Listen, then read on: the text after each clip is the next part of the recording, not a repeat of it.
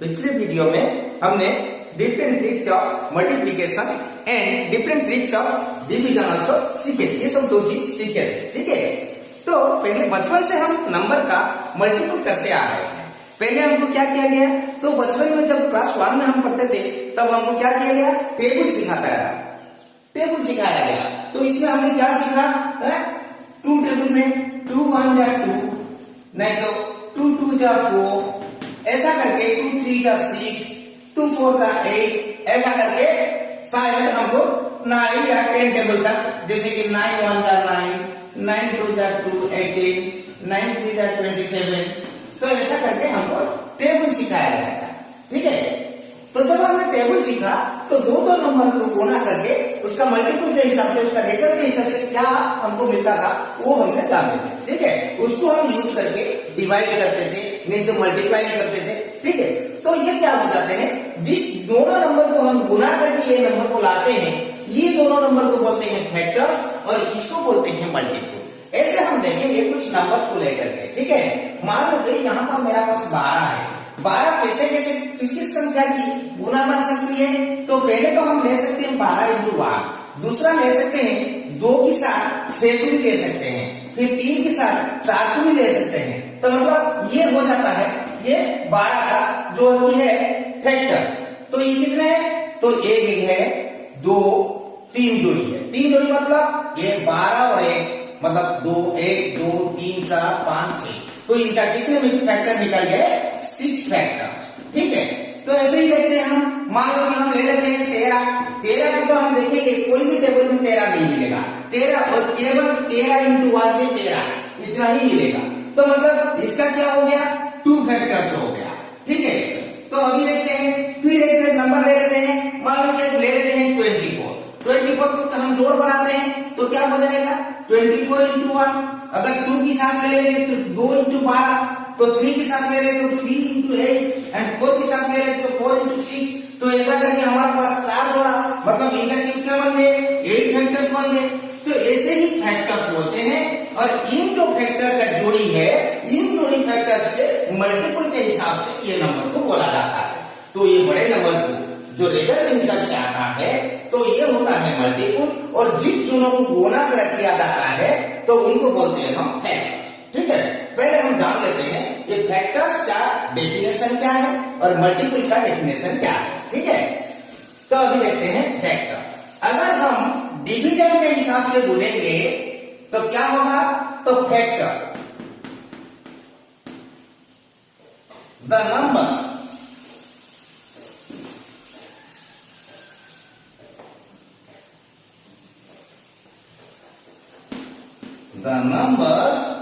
by which a dividend can be divisible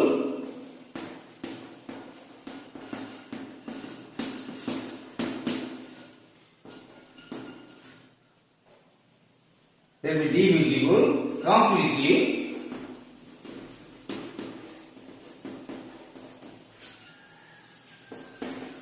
then the divisor numbers are called factors. And also यहां पर इतने की बात, ये जो डिवाइडर से यहां से हटाकर अगर लिख देंगे the dividend is the multiple of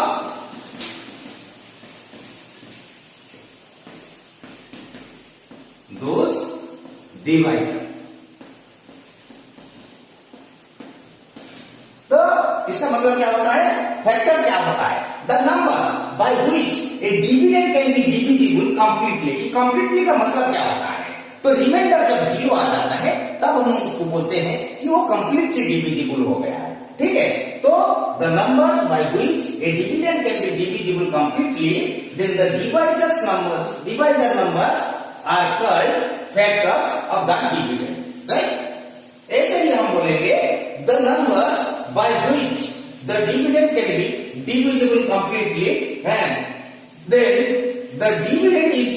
the multiple of those divide. ये हो जाएगा फैक्टर और मल्टीपल का डिवीजन। ठीक है, तो ये तो हम जान रहे हैं। तो इसके बारे में जानने के लिए ये जो डिवीजन की डिविजिबिलिटी के बारे में हमको पता करना पड़ेगा। ठीक है, हम देखते हैं कैसे हम डिविजिबिलिटी के बारे में पता करते हैं। तो पहले हम जान ले कि फैक्टर क्या है, मल्टीपल क्या है। ठीक है, अभी देखते हैं ये फैक्टर और मल्टीपल के हिसाब से हम नंबर को कैसे डिवाइड करते हैं, डिफरेंट नाम से उसको जानते हैं। ठीक है, देख लेते हैं, कुछ नंबर्स ले लेते हैं। जैसे कि एक नंबर है, इसका फैक्टर 1 into 1 मतलब केवल एक ही एक फैक्टर है। और यहाँ पर 2 है जिसका कि 2 into 1 केवल बन सकता है 2। तो यहाँ पर 2 और 1 जो कि दो फैक्टर है, यहाँ पर ओनली 1 फैक्टर है। 3 है जैसे कि 3 into 1 तो 3 और 1 यहाँ पर दो फैक्टर है। ठीक है, अभी 4 है जैसे कि 4 into 1 ये तो बन जाएगा 2 into 2 मतलब 4, 1 and 2 ये तीन फैक्टर्स है। ठीक है, अभी है मान लो कि 12 है, मान लो 12 और 1 और 6 और 2 और 3 और 4 जो भी है कितना हो गए 6 फैक्टर है। जैसे कि 2, 1, 4, 3 और कितना 12 और 6 तो कितने बन गए, ये बन गए 6 फैक्टर्स है, 6 फैक्टर्स है। तो ऐसे ही हमने देखा एक नंबर का ज्यादा फैक्टर भी बन सकता है। कभी कभी एक फैक्टर भी हमने देखा, दो फैक्टर भी देखा और उससे दो से ज्यादा फैक्टर भी देखने को मिलेगा। हम अगर नंबर को देखेंगे तो हर नंबर का या तो एक रहेगा या तो दो रहेगा या तो दो से ज्यादा रहेगा। ठीक है, इसके हिसाब से नंबर को हम डिवाइड कर लेते हैं। ठीक है, इसको एक तो जो नंबर का केवल एक ही फैक्टर है 1 तो क्या है जो नंबर का, इसको क्या बोलते हैं हम स्पेशल नंबर। क्यों number special number? Because it has only one factor number is called special number, that is our 1। ठीक है, अभी देखते हैं दूसरा है तो प्राइम नंबर। मान लो कि ये पॉइंट डाल देते हैं। ठीक है,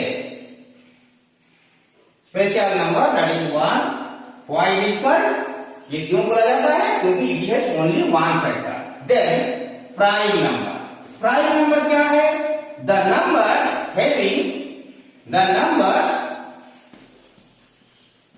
having only two factors. That means itself and one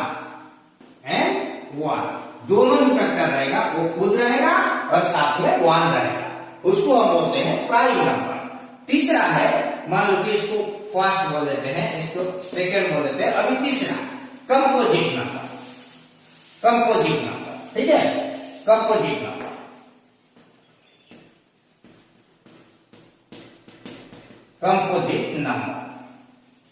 तो कंपोजिट नंबर क्या है? द नंबर्स having more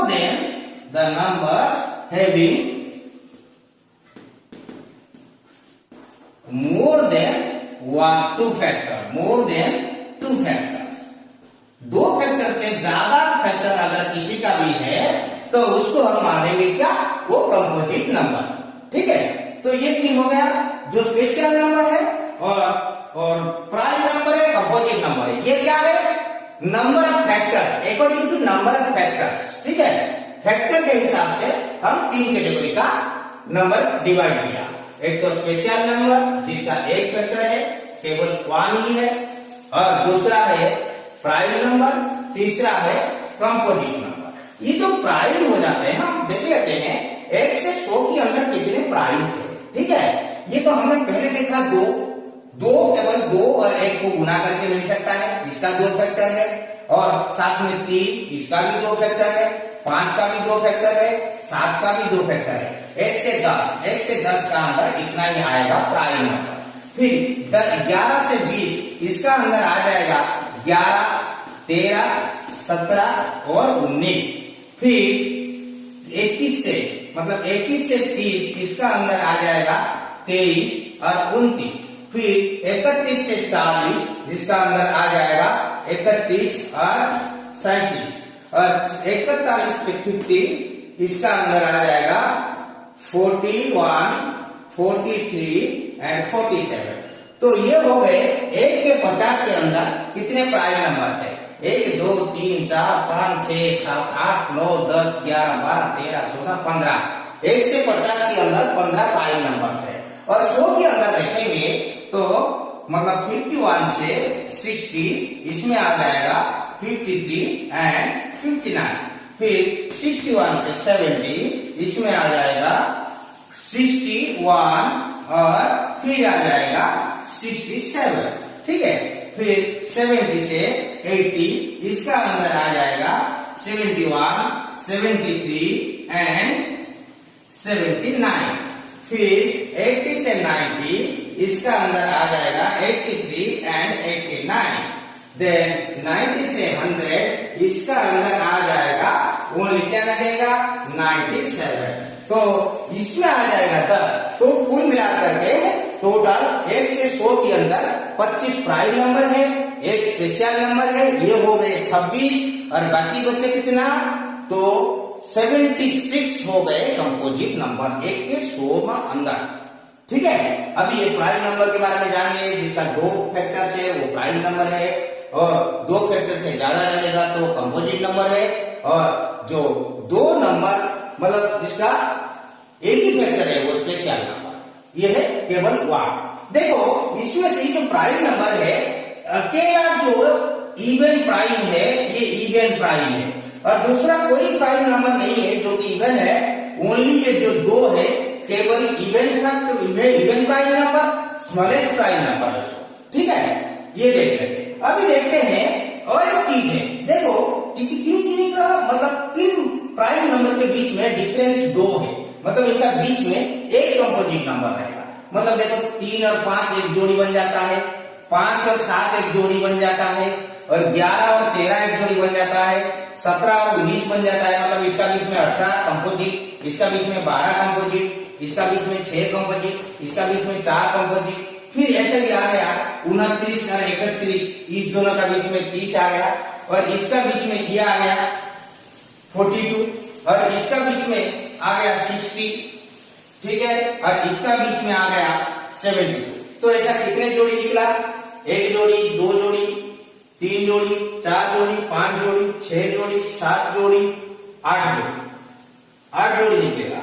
मतलब 3 5 5 7 2 11 18 17 19 19 31 41। ठीक है। और 59 61 एंड 71 73। 1 जोड़ी, 2 जोड़ी, 3 जोड़ी, 4 जोड़ी, 5 जोड़ी, 6 जोड़ी, 7 जोड़ी, 8 जोड़ी। राइट। 8 जोड़ी। 8 जोड़ी इनको बोलते हैं क्या? Twin prime. चलो ठीक है देख लेते हैं ट्विन प्राइम। और एक नंबर लेते हैं चौथा वाला point twin prime. Twin prime क्या हो जाता है? तो ट्विन प्राइम क्या होते हैं? The 2 prime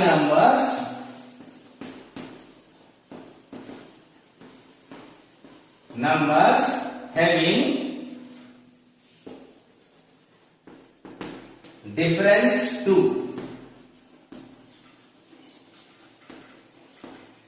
are called twin prime।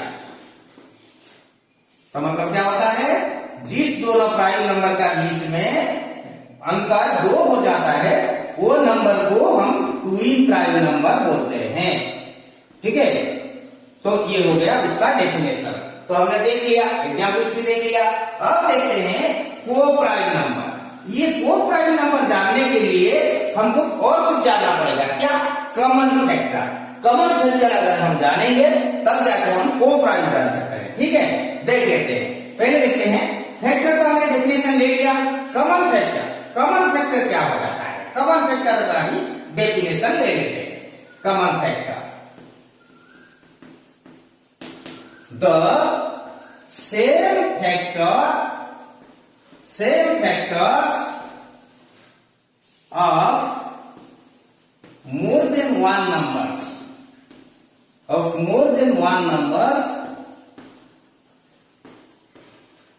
are known as common factor. That means मान लो कि यहां पर मेरा 4 है जिसका फैक्टर है 1 और 2 और 4। यहां पर मेरा मान लो कि है 9 है, तो इसका फैक्टर है 9, 3 और 1। तो इस दोनों का कॉमन जो है, दोनों का जो सेम आ जाएगा तो कॉमन फैक्टर आएगा 1। ठीक है, कॉमन फैक्टर 1। ठीक है, अब देख लेते हैं और 2 नंबर ले लेते हैं 12, जो कि 2, 6, 1, 12, 3 और 4।